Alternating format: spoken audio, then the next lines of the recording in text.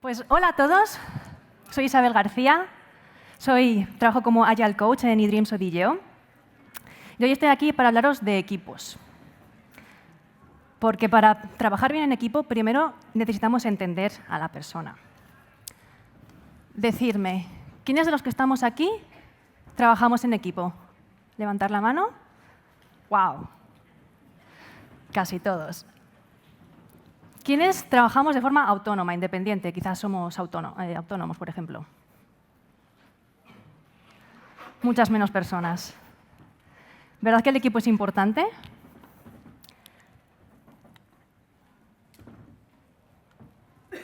Estoy segura que también todos los que estamos aquí estamos muy familiarizados con el manifiesto ágil. Seguro que no sabemos los 4 valores de memoria. Pero decirme, el primer valor, individuos e interacciones sobre procesos y herramientas. Me gustaría hacer una reflexión.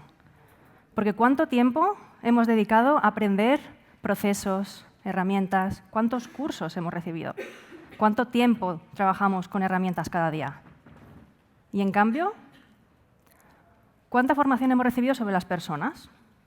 Sobre cómo tomamos decisiones, sobre cómo nos relacionamos con los demás. ¿Y cuánto tiempo le dedicamos cada día a conectar con nuestro equipo? La verdad es que me empecé hace unos cuantos años a hacer este tipo de reflexiones.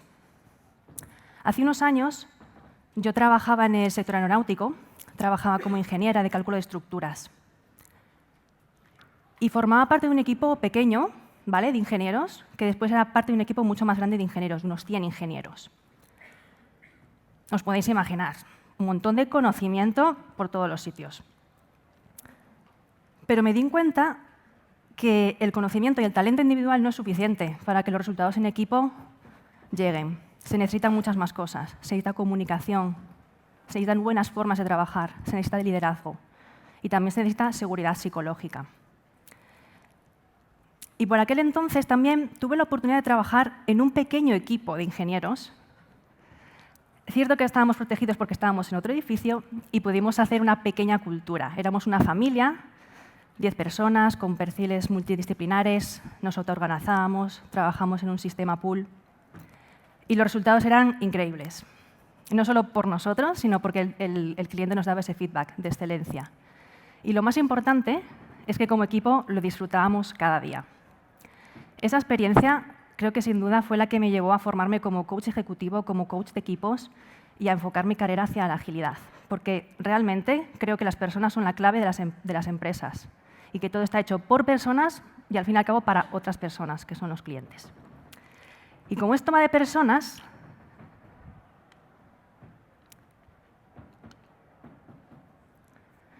primero tenemos que entender a la persona. Porque todo empieza por nosotros mismos, por conocernos un poco mejor para poder empatizar con nosotros mismos, pero también para poder empatizar con las personas con las que trabajamos. ¿Y qué significa conocer a las personas? Significa entender un poco nuestro código interno. Necesitamos entender cómo funciona nuestro sistema nervioso, porque es la herramienta que tenemos para comunicarnos con el exterior y para tomar decisiones. Esto os puede recordar a esos momentos de ciencias sociales, ¿vale?, en el colegio, pero nuestro sistema nervioso está formado por 2 partes. El sistema nervioso central, formado por el cerebro y por la médula espinal, ¿vale?, y el sistema nervioso periférico, que conecta la médula espinal con todas las partes del cuerpo a través de los nervios. Estos sistemas están continuamente enviando y recibiendo información, ¿vale? Recogemos información del exterior para llevarla al cerebro, procesarla, tomar decisiones y después llevar estímulos que nos lleven a la acción, ¿sí? Pero este sistema nervioso periférico es muy importante porque tiene una parte que sí es consciente, ¿vale?, que la dirigimos, pero tiene una parte más importante que no es consciente, que es el sistema autónomo. Y este sistema se encarga de gestionar nuestras constantes vitales, ¿vale?, nuestra respiración, nuestra digestión, nuestro ritmo cardíaco. Y además se divide en 2 sistemas, que son antagónicos. El sistema simpático y el sistema parasimpático. ¿Os suena? ¿Sí? ¿Cuántas veces hemos oído hablar de estos sistemas, pero quizás sin entender realmente cuál es su misión? El sistema simpático es aquel que nos energiza, que acelera el pulso de nuestro corazón y que nos lleva a la acción. Cuando yo me he subido aquí, sí, se me ha acelerado el corazón, porque he empezado a activar mi sistema.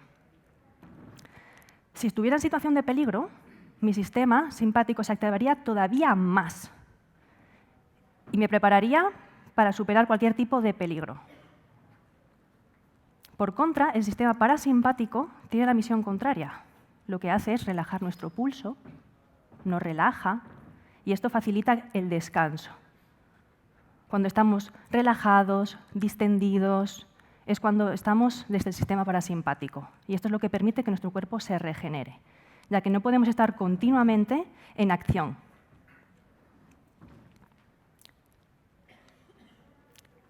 ¿Y qué sabemos del cerebro humano? Es nuestra CPU para tomar decisiones. Y tiene varias partes. La primera es el cerebro reptiliano, ¿vale? Es la parte más antigua, la más primitiva. Y es el cerebro que nos mantiene vivos. Pase lo que pase, nos va a mantener vivos o va a hacer todo lo posible. Y por tanto, también nos va a llevar a la acción. Cuando tengamos un estímulo, este cerebro es el que nos va a llevar a dar una respuesta cuanto antes, para asegurar nuestra supervivencia. El siguiente cerebro es el cerebro límbico. Es el cerebro propio de los mamíferos y es el cerebro que nos ayuda a sentir, a relacionarnos con los demás, a establecer vínculos y que nos ayuda también a satisfacer nuestras necesidades emocionales. Estos dos cerebros son los más rápidos porque toda la información que recibimos siempre pasa por ella antes de llegar a la siguiente parte, que es el neocórtex. Esta es la parte más evolucionada. Es el cerebro que nos permite pensar, que nos permite aprender, hablar, razonar, hacer análisis. Pero podemos distinguir dos partes, ¿vale? Porque la parte frontal, la que está en amarillo, es el lóbulo o la corteza prefrontal. Esta es la parte todavía más evolucionada dentro del neocórtex. Aquí decimos que reside la inteligencia ejecutiva. Es esta capacidad para pensar en el futuro, imaginarlo, plantearnos una estrategia, unos objetivos y cómo podemos llegar ahí. Es importante tener en cuenta que este cerebro es más lento. Y por tanto, el cerebro límbico y el reptiliano, que son más rápidos, si predominan, van a tomar la delantera al neocórtex. Y eso tiene mucho que ver con cómo gestionamos el estrés. ¿Verdad que hablamos mucho de estrés? Hablamos del estrés, pero en realidad como el estrés negativo. El estrés que nos activa, pero de una forma negativa, ya que percibimos que las demandas a las que nos enfrentamos superan nuestras capacidades. Es importante remarcar que si percibimos que las demandas son superiores a nuestras capacidades, porque no siempre es real, a veces es un peligro imaginario, pero da igual, nuestro cerebro, si interpreta que es un peligro, va a activar los mecanismos de supervivencia y esto nos va a estresar. Pero el estrés necesariamente no es malo, es más, no lo podemos evitar, el estrés es parte de la vida, porque tiene distintos niveles. Y aquí podemos hablar de la curva de estrés. Cuando estamos calmados, el sistema parasimpático es el que domina, estamos inactivos y progresivamente nos vamos activando y también progresivamente aumenta la productividad. Va a llegar un momento en el que empezamos a sentir cierta energía. Ese es el momento del eustrés, es el estrés positivo, es el estrés que tenemos que buscar en el día a día. Porque en ese pico de productividad tenemos foco, tenemos energía, tenemos motivación. Y a veces parece que el tiempo fluye. Ese es el punto de flow y el punto de nivel de máxima productividad. Pero si nos pasamos de ahí, vamos a poder caer en la fatiga. Ese es el primer indicador de que estamos entrando en el estrés negativo, o también llamado distrés. ¿Cuántos de nosotros acabamos la jornada laboral sintiéndonos cansados? Os lanzo esa reflexión, porque nos está indicando que estamos entrando en deuda fisiológica. Y si continuamos con ese estrés, pasaremos a la extenuación, a la ansiedad y a partir de ahí las enfermedades. Durante muchos años se ha creído que el estrés estaba detrás del 60% de las enfermedades. Hoy ya empieza a haber estudios que afirman que está detrás del 90% de las enfermedades. Es para plantearnos cómo gestionamos nuestro estrés. Además, cuando estamos también en estrés, recordad que el sistema reptiliano y el límbico son más rápidos y van a asegurar nuestra supervivencia. Si estamos en situación de estrés, se activan y, por tanto, no llega la energía, no llega la información al neurocórtex. Es decir, que cuando estamos estresados no podemos pensar con claridad. ¿Queremos equipos estresados? Obviamente no. Y con esta información, para entender un poco mejor a las personas, a continuación me gustaría pasar a presentaros 5 modelos de coaching de equipos a un nivel superficial, obviamente, pero me gustaría generar la curiosidad para que los podáis empezar a emplear, que busquéis información y que quizás los pongáis en práctica. Pero antes me gustaría hacer una advertencia. Todos los modelos son falsos y a veces son útiles. Lo que quiero decir es que un modelo, por definición, es falso, ya que es una simplificación de la realidad. El mapa no es el territorio, pero qué bueno es tener un mapa para manejarnos mejor por el territorio. Si el mapa no nos lleva a los resultados que buscamos, cambiemos el mapa. El primero de estos modelos que os quiero presentar son los estilos sociales. 4 estilos sociales, y no es casualidad que sean 4 y que haya hablado de 4 partes principales en el cerebro, ¿vale? Porque cada uno de estos estilos nos está hablando de la parte que predomina en la persona a la hora de tomar decisiones y de comunicarse. Podemos clasificarlos hacia arriba según las personas sean extravertidas y hacia abajo intravertidas, hacia la derecha se enfocan en la persona, hacia la izquierda se enfocan en las tareas. El primer estilo es el emprendedor. Es la persona que pasa a la acción, que tiene sus objetivos claros, que toma la iniciativa, que es muy pragmático, muy orientado a resultados y asume riesgos sin problemas. ¿Conocemos a alguien así? ¿Cómo se comunican estas personas? Porque por su comunicación los vamos a reconocer. Hablan de forma bastante rápida y son muy precisos en la comunicación. Y no sobra ninguna palabra. Utilizan las palabras imprescindibles. Además, aportan datos, aportan fechas, hablan de números, hablan de dinero, hablan de cantidades, algo que describa su objetivo. El siguiente estilo social es el expresivo.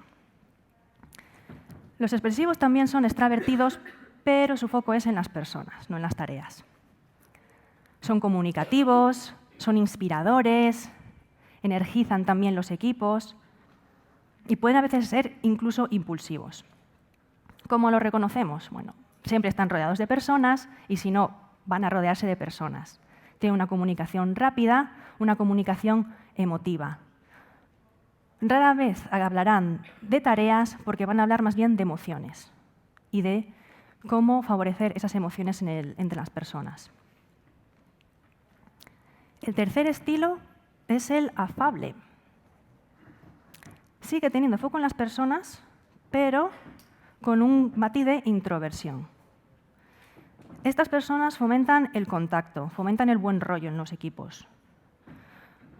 También les gusta mucho aprender, están continuamente aprendiendo, tienen mucho conocimiento y por eso también son muy buenos consejeros. Además, como valoran mucho el equipo y las personas, son muy leales. ¿Cómo los vamos a reconocer? En su comunicación ya hablan de una forma más lenta y se centran en las personas, pero también en los cómo, en cómo se hacen las cosas, en los procesos. Y el último estilo es el analítico. Las personas lógicas, que para tomar una decisión necesitan muchísima información, procesar muchos datos y de forma muy concienzuda, porque cuando toman una decisión se aseguran de que es la mejor decisión posible.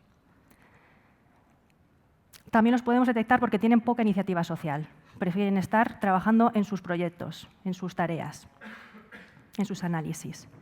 Su comunicación es lenta, muy concienzuda, muy reflexiva sobre lo que están hablando, hablan de muchos datos, hablan de mucha información, para finalmente, después de un rato, llegar a algún tipo de conclusión. ¿Cómo podemos utilizar estos estilos sociales? De muchas formas, pero la primera es para favorecer y mejorar la comunicación dentro de un equipo. Porque los problemas de comunicación no tienen que ver con que hablemos idiomas distintos, tienen que ver con que tenemos distintos estilos de comunicación. Podemos enseñar a nuestros equipos estos 4 perfiles, que además es un modelo muy sencillo de recordar y de aprender, y por tanto de poner en práctica, para que identifiquen cuál es su estilo predominante y si tiene un estilo secundario también. Y que identifiquen el estilo de sus compañeros para poder empatizar, para poder conocer mi forma predominante de comunicación y ajustarla a los demás. ¿Os resuena alguno de estos estilos de comunicación? ¿Os sentís identificados? Y si os digo que además hay ciertas afinidades, porque el emprendedor y el expresivo, como son extravertidos, suelen llevarse bien, se entienden con facilidad, aunque uno hable de personas y otro de tareas. Y lo mismo con el analítico y el afable. También, por ejemplo, el expresivo y el afable, como tienen foco en las personas, se suelen poner de acuerdo. Pero en las diagonales es donde tenemos muchos conflictos. Por ejemplo, una persona predominantemente emprendedora, con iniciativa, que quiere resultados rápidos. Cuando tiene que trabajar con un afable, que le encanta aprender, ir a un ritmo más tranquilo, no busca los conflictos, pues surge un entendimiento a veces brutal. Lo mismo con el expresivo y el analítico, uno más focalizado en las personas, en la alegría de vivir, y otro centrado en los análisis. Motivaciones muy distintas, pero que si reflexionamos sobre ello nos ayuda a entender que todos aportamos en el equipo.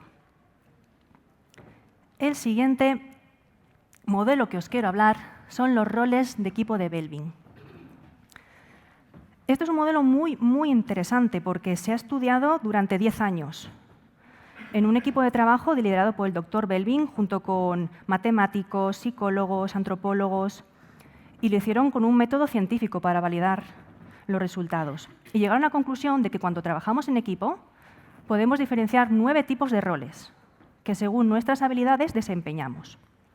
Y fijaros que volvemos a diferenciar 3 categorías: roles de acción, ¿vale?, predominio de la capacidad pragmática, roles sociales, predominio de establecer relaciones con los demás y, por último, roles mentales, ¿vale?, de creatividad y de intelecto. ¿Cuáles son estos roles? Los roles de acción. El impulsor es esa persona que tiene claro los objetivos, que energiza al equipo y que invita a todo el mundo a ponerse a trabajar. Son fundamentales en los comienzos de los proyectos ambiciosos. Otro rol de acción es el implementador, que transforma esas ideas en tareas y pasa rápidamente a ponerlas en práctica, a hacer que las cosas ocurran.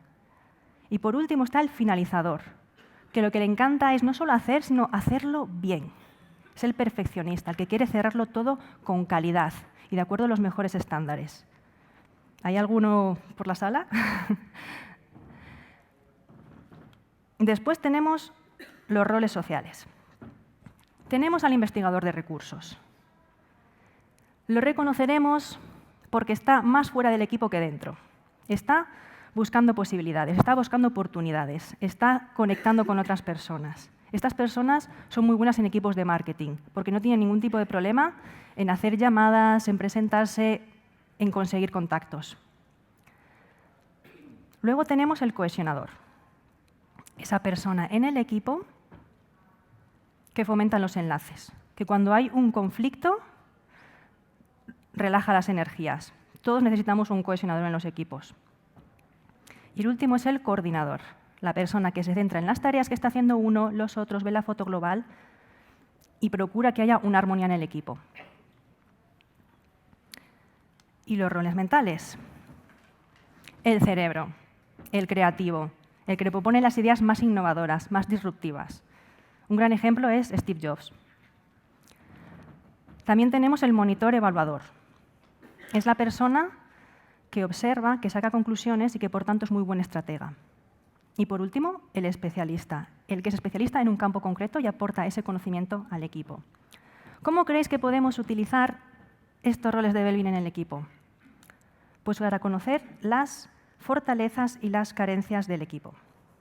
Os propongo este ejercicio.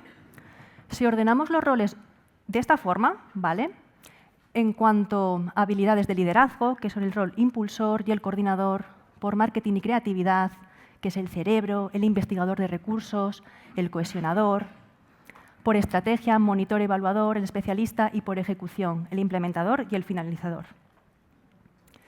Y si ponemos una columna para cada uno de los integrantes del equipo, podemos hacer una dinámica muy bonita. Podemos explicar y repasar todos los roles, ¿vale?, para que el equipo los conozca y que después haga una reflexión de en qué roles se sienten de forma natural, más cómodos. Y que comparen su opinión con la opinión del equipo, para identificar los 3 roles en los que se sienten más cómodos. Serían los puntos verdes. Pero igual de interesante es la reflexión de en qué rol no te sientes natural, en qué rol te sientes muy incómodo y, por tanto, lo vas a buscar evitar. Eso sería el punto rojo. ¿Qué conclusiones sacamos de este análisis? Como veis en este ejemplo, este equipo, en cuanto a liderazgo, ¿cómo lo veis? Tiene 3 personas fuertes en liderazgo. Podía estar balanceado. En creatividad y marketing los vemos muy fuertes, con 4 personas muy fuertes, aunque otras 2 no tanto. En estrategia destacan 3 personas y en ejecución, si bien hay 3 implementadores, hay 2 personas que evitan el finalizador, el control de la calidad, el cerrar bien los proyectos. Este equipo podría reflexionar sobre sus dificultades a la hora de entregar valor, por ejemplo, y podía plantearse cómo solucionarlo. Pues vamos a pasar al siguiente modelo, porque hasta ahora hemos hablado de las personas, de cómo trabajan en equipo, pero el equipo tiene un ciclo de vida. Los equipos no son los mismos el primer día que 6 meses después que un año después. Y de forma general podemos identificar 4 etapas: forming, storming, norming y performing.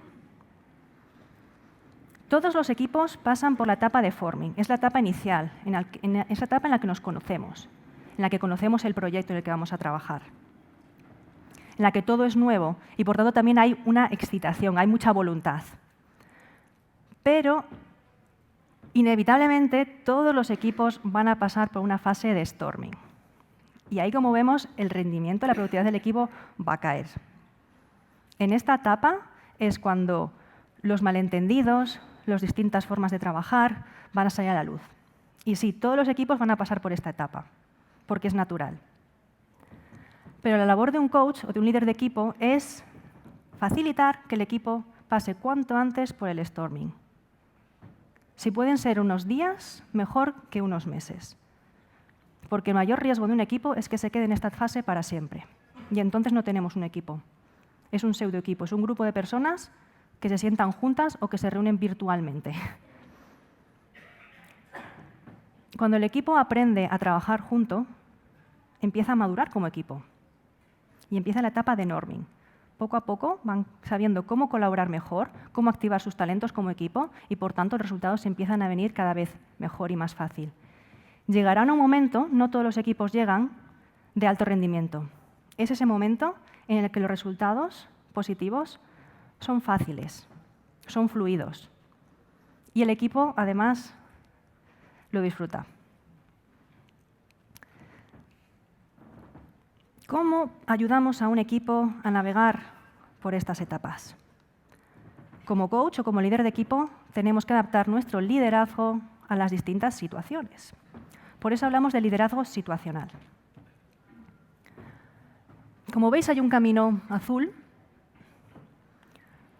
porque cuando empezamos con un equipo, en realidad, esto es un método, es el camino natural de aprendizaje, ¿vale?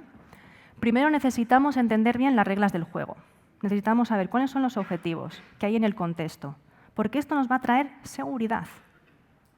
Va a cubrir nuestras necesidades de protección y de supervivencia. Y en una etapa inicial de equipo necesitamos un rol de liderazgo directivo. Alguien que marque las pautas de hoy vamos a hablar de nuestra misión, hoy vamos a hablar de acuerdos de trabajo, para crear confianza en el equipo. Cuando ya haya esa confianza, podemos pasar a un liderazgo persuasivo, porque ya todo el mundo tendrá claro para qué están en el equipo y qué es lo que aportan. Pero empezarán a tener dificultades a la hora de trabajar juntos, ya que tendrán distintos estilos de comunicación, por ejemplo, y distintas formas de hacer las tareas. Ahí necesitamos el liderazgo persuasivo, que pone tanto foco en las personas como en las tareas. Necesitamos estar mucho tiempo con el equipo, explicar todas las decisiones, aclarar todas las dudas y favorecer un trabajo en positivo, para que el equipo vaya progresivamente madurando, hasta que llega un punto en el que ya no será necesario poner foco en las tareas, ya que el equipo ya será autónomo en ese aspecto. Entonces podemos pasar a un liderazgo participativo. El equipo será muy autónomo, pero todavía necesita algo de soporte y podemos compartir ideas, ayudarles en las tomas de decisiones. Y si el equipo sigue madurando, puede llegar a un estado de liderazgo delegativo, en el que ya son prácticamente autónomos, pueden tomar todas las decisiones y como líder podemos dar un paso hacia atrás porque el equipo es un equipo de alto rendimiento. ¿Cómo se mapean estas etapas de liderazgo situacional con el ciclo de vida del equipo? En la fase inicial, como os decía, buscamos la confianza en el equipo. Si no tenemos confianza, entraremos todavía más fuertemente en el storming. La etapa de storming es la etapa más complicada. Es donde los equipos nacen como equipos de verdad o se quedan naufragando en la tormenta. Aquí, un liderazgo persuasivo. Cuando salgamos del storming, podemos pasar al liderazgo participativo para ayudar al equipo a subir esa pendiente de rendimiento. Y, por último, llegar al liderazgo delegativo. Una matización sobre este modelo, porque es una simplificación. Como decía, la fase de forming y storming sí o sí siempre están en todos los equipos, porque es cuando se ponen en entredicho nuestras necesidades de protección y nuestras necesidades emocionales. Si no se cubren, no podemos pasar a un estado de alto rendimiento. Pero este camino no es tan claro. Puede haber personas que estén en una fase de forming mientras unas ya han pasado el storming. Es decir, que a lo largo del ciclo de vida del equipo no podemos identificar una sola etapa, sino que puede haber diversidad de etapas que se solapan. Y también cuando llegamos a un nivel de liderazgo participativo o delegativo, pueden ser que en ciertas tareas sí que podamos delegar, mientras que en otras no.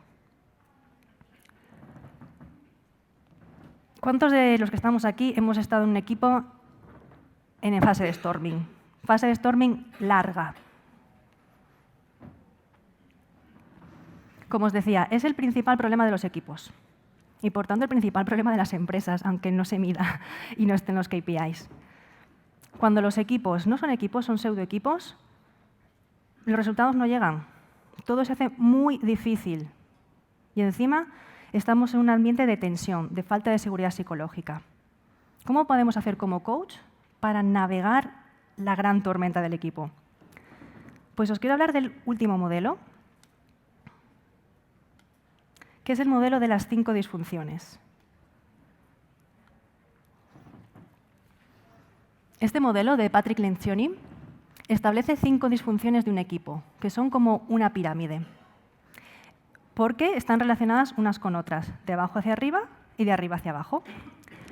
El trabajo en equipo siempre se deteriora si aparece una sola disfunción, porque además, cuando aparezca una disfunción, empezarán a aparecer las siguientes.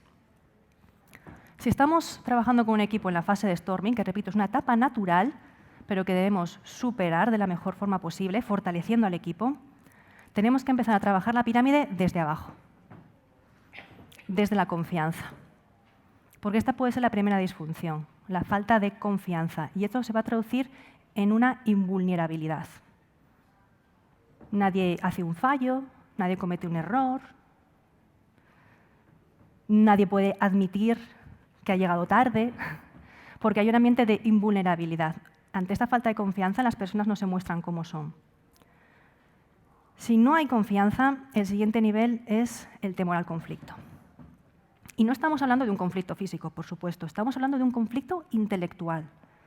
Un equipo llega al alto rendimiento porque pone sus ideas unas contra otras, las confrontan para llegar a la mejor solución cuanto antes. Ese es el valor del debate inteligente, ese es el valor del conflicto positivo en los equipos.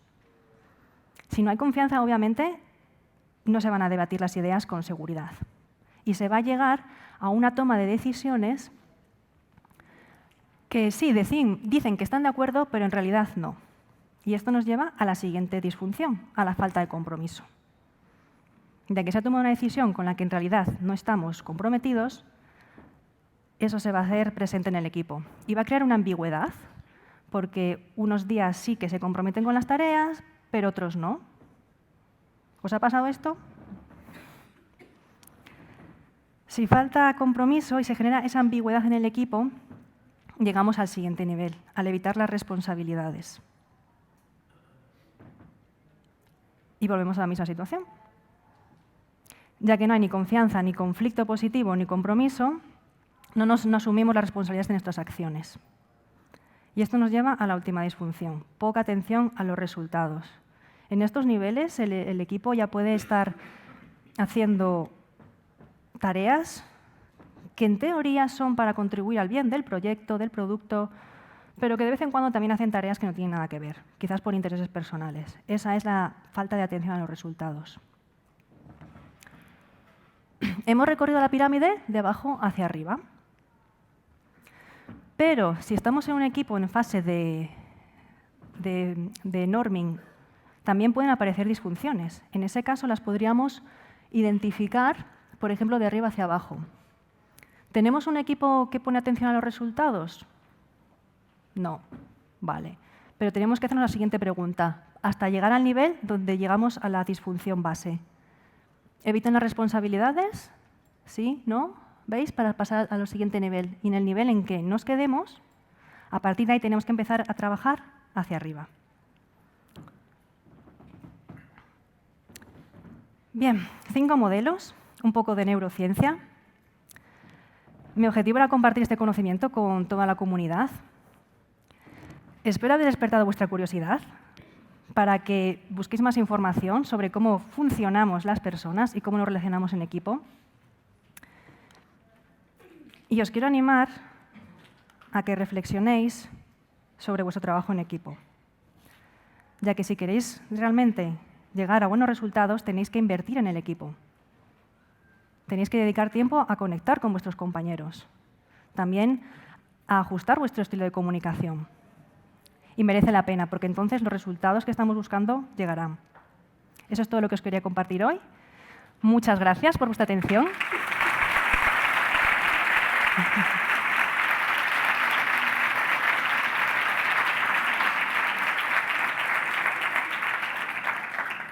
Y si tenéis preguntas, yo creo que todavía tenemos minutos. ¿Alguna pregunta? ¿Consulta? ¿Sí? ¿Hola? Sí, sobre las funciones. ¿Sí? Un ejemplo un poco concreto, práctico, para que los otros modelos hagan eso, algunos ejemplos ya concretos. Vale, ejemplo concreto. Sí, no sé. Vale. Sí, para que te oigan todos, por favor. Si podías añadir de tu experiencia, de tu visión, un ejemplo un poco más concreto y práctico sobre el tema de las 5 disfunciones, sobre cómo se ha, digamos, atacado o cómo actuar, ¿no? Sí, vale. exacto. Te puedo poner un ejemplo real de de la semana pasada, ¿vale? Un equipo de trabajo que es un equipo que tiene una gran confianza, que trabaja muy bien en equipo, de verdad se conocen muy bien, son amigos. Luego, la base de la pirámide estaba cubierta, pero estaba en una situación de temor al conflicto. Eran tan amigos que había cierto temor a confrontar sus ideas. Y eso estaba produciendo que no hablaran de ciertos temas que se estaban enraizando. Identificando esa situación, como coach, lo que tenemos que buscar es energizar al equipo para que rompa ese miedo y generar conflicto. Sé que esto puede sonar un poco chocante, pero consiste en meter a todas las personas en una sala, decirles algo que quizás no les guste oír, no tiene por qué ser ni siquiera verdad, pero se trata de hacer un conflicto, primero artificial, para favorecerles a que ellos empiecen a crear su verdadero conflicto. Y a partir de ahí empieza poco a poco un debate más inteligente y empiezan a salir muchas cosas. Este tipo de intervenciones hacen que los equipos después sientan como ¡wow! Por fin, lo hemos soltado. No me podía creer tantas cosas que teníamos ahí que no hemos hablado. Eso puede ser un ejemplo de intervención. Muchas gracias. ¿Alguna otra pregunta? Sí, dime. Gracias primero por compartir. Muchas gracias. Y bueno, después por curiosidad, cuando hablabas del primer modelo, del estilo social, de los Sí. estilos sociales, quería saber también qué relación tiene, o si tiene relación, creo que sí, con el modelo DISC de William. Sí, exacto. Es el mismo modelo que tiene muchos nombres, ¿no? También por distintas marcas comerciales. Es el mismo modelo de los 4 perfiles, sí. Vale, de nada. ¿Alguna pregunta más? Tenemos una aquí delante, otra atrás. Vamos a responder primero esta delante, ¿vale? Dime. A la hora de formar los equipos en Engineering, ¿estáis, digamos, analizando más o menos qué rol o qué tipo de perfiles cada persona para balancear los equipos? Se tiene en cuenta una dimensión funcional, ¿vale?, en cuanto a la tecnología que necesitan, pero también se tiene en cuenta, por ejemplo, los estilos sociales. Sí que estamos dando formación y estilos sociales a toda la empresa y les está ayudando, no solo a los líderes de los equipos, ¿vale?, a todo el mundo les está ayudando a empatizar mejor con uno mismo para comunicarse de una forma más afín a los demás. Esto también es un proceso de aprendizaje, de rodaje. ¿Quiere decir que das la formación, haces un seguimiento, nunca más hay conflictos? No, porque es un aprendizaje y el conflicto, de nuevo, es positivo entre los equipos. Pero las personas lo valoran muy, muy positivamente porque les da pistas de cómo relacionarse en equipo. Les da pistas y les genera también una seguridad a la hora de hacer retrospectivas, de hacer reuniones y de facilitarlas ellos mismos. Muchas gracias. ¿Y tenemos una pregunta al fondo? ¿Sí?